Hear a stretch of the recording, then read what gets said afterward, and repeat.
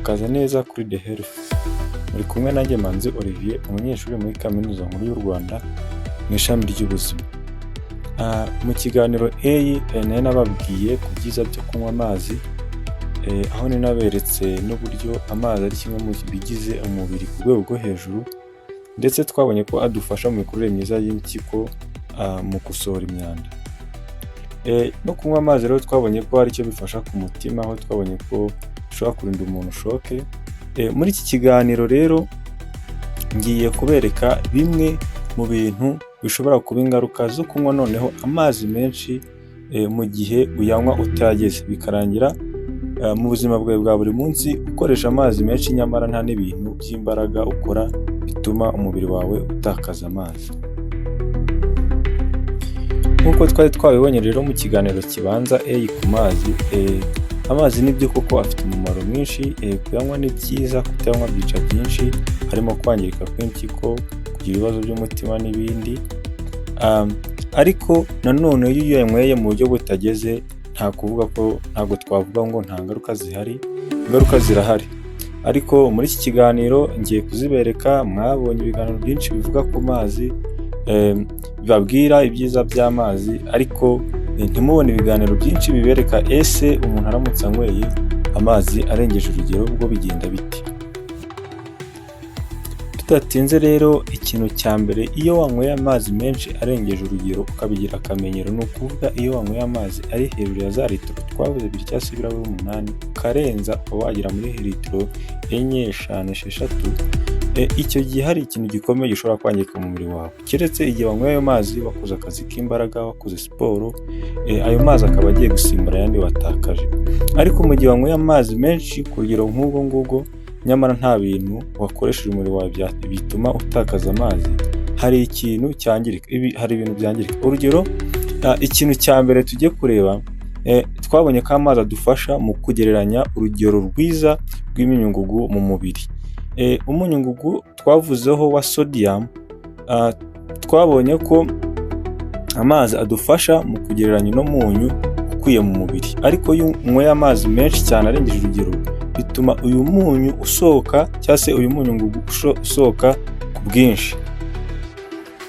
Iyo uyu munyu rero usohotse ku bwinshi, bitera uyu munyu uba mukeya mu maraso, bigatera ikizwi muri siyansi nka hypernatremia, aricyo nanone kizwi nka water intoxication, kuko uyu munyu uba wabaye muke bitewe n'amazi. Ibyo ngibyo bikitwa water intoxication, ari byo bitera hypernatremia. Iyi hypernatremia rero yangiza iki mu mubiri? Ni igihe uyu munyu ngugu witwa sodium uba wabaye mukeya, ibyo byitwa hypernatremia. Rero iyo wabaye mukeya, uyu munyu ngugu udufasha mu gutwara amakuru ku bwonko, udufasha mu bintu byinshi, harimo mu kuregulatinga uburyo ibintu bigenda mu maraso, ibyinjira n'ibisohoka mu mitsi, n'ibindi. Rero uyu munyu iyo wabaye mukeya bishobora gutuma ugira isesemi ikabije, ndetse ukaba wanaruka. Ikindi, iyo uyu munyu wabaye mukeya ushobora kubabara umutwe ku rwego rwo hejuru, ndetse ushobora kwibagirwa bya hato na hato, cyangwa se icyo twita gucanganyukirwa iyo uyu munyu wabaye mukeya mu maraso. Iyo bikabije cyane rero uyu munyu wabaye mukeya kubera gufungurwa n'amazi ndetse no kuwutakaza, bigatuma ubwinshi bwawo cyangwa se icyitwa concentration yawo mu maraso kiba gikeya, bikaba ku rwego rwo hejuru. Icyo gihe bishobora kugutera icyitwa koma, aribyo mu kinyarwanda bizwi nko gutakaza ubwenge. Murumva ko rero kunywa amazi ageze ni ingenzi. Yego, amazi ni meza, ariko none kuyanywa mu buryo butageze ntabwo twavuga ko ari byiza. Nanone ngo twaba tubabeshya, bababwira kunywa amazi menshi bakagarukiraho, ntabwo ibyo bintu twavuga ko byuzuye. Niyo mpamvu hano kuri The Health Channel twongeye twifuje ndetse kuyongera kubakorera ibiganiro ku kijyanye n'ubuzima. Mukomeze kudukurikira, mujye mumenya amakuru agiye atandukanye ku buzima.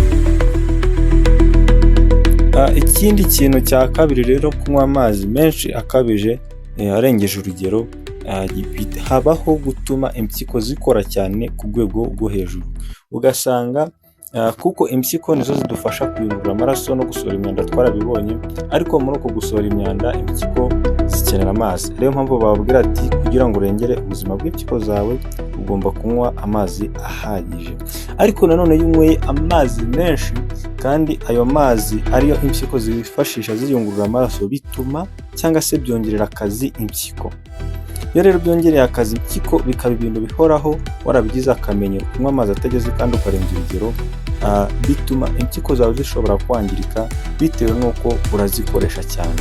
Ziba zifite akazi kenshi ko gukora bitewe n'uko umubiri ufite amazi menshi. Aribyo rero byitwa muri siyansi work overload on the kidney. So ibi ngibi rero bishobora gutera kwangirika kw'impyiko. Ikindi kintu cya gatatu, kunywa amazi menshi akabije arengeje urugero, kibi cyabyo ni uko bituma habaho buri gihe gushaka kwihagarika cyangwa se gusoba.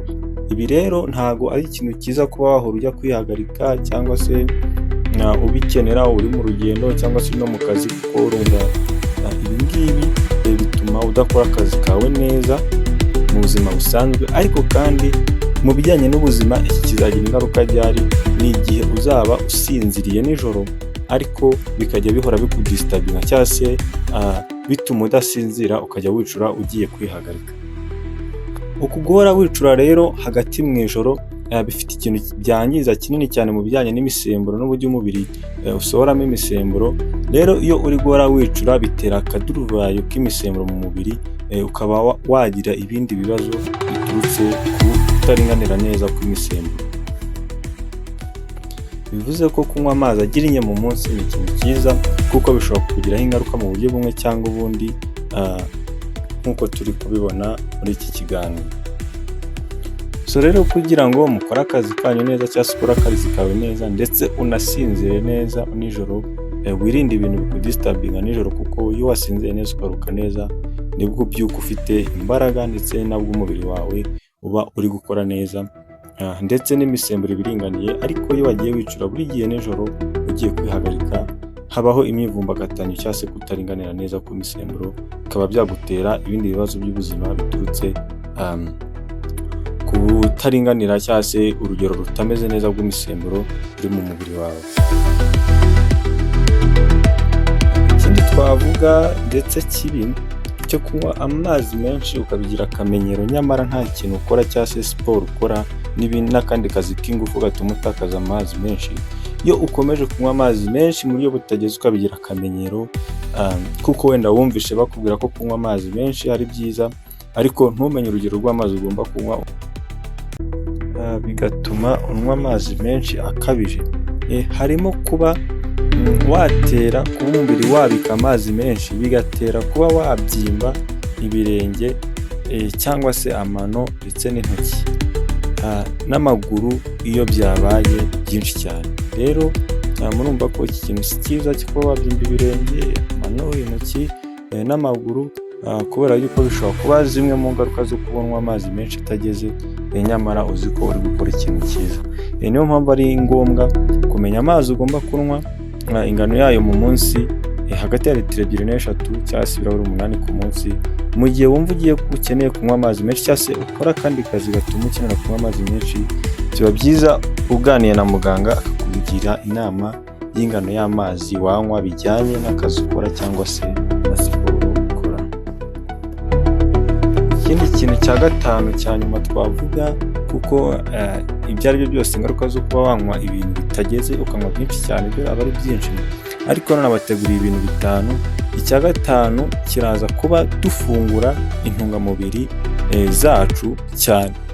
Iyo rero intungamubiri zacu tuzifunguye cyane zikaba ari nkeya ugereranyije n'ibitembabuzi zirimo, bituma izo ntungamubiri kwinjira mu mitsi cyangwa se mu tunyangingo aho zijya gukoreshwa nk'isukari cyangwa se n'izindi vitamini, bituma bigorana kuko ziba zisa nk'aho ari nkeya ugereranyije n'ibitembabuzi zirimo, kuko intungamubiri iyo zigeze mu mutsi zigendera mu maraso, kandi amaraso akozwe na 95% by'amaraso n'amazi. Rero murumva ko ya mazi yabaye menshi mu maraso yawe ku rwego rwo hejuru, bituma n'ibirimo biba bikeya ugereranyije n'ibitembabuzi birimo, bigatuma rero uko kuba bisa nk'aho ari bikeya n'uburyo utunyangingo tubibona rero nabwo buragabanuka, bikaba nabyo byakugiraho ingaruka zikomeye cyane, cyane cyane nk'iyo ibyo bintu bibaye ku bwonko. Mwakoze kudukurikira hano kuri The Health. Dukomeza kubaha amakuru ku bijyanye n'ubuzima. Ku kijyanye n'amazi, niba hari uwumva hari ikindi kibazo yatubaza cyangwa se hari ikindi kiganiro yumva twazamukoreraho ku mazi yatubwira.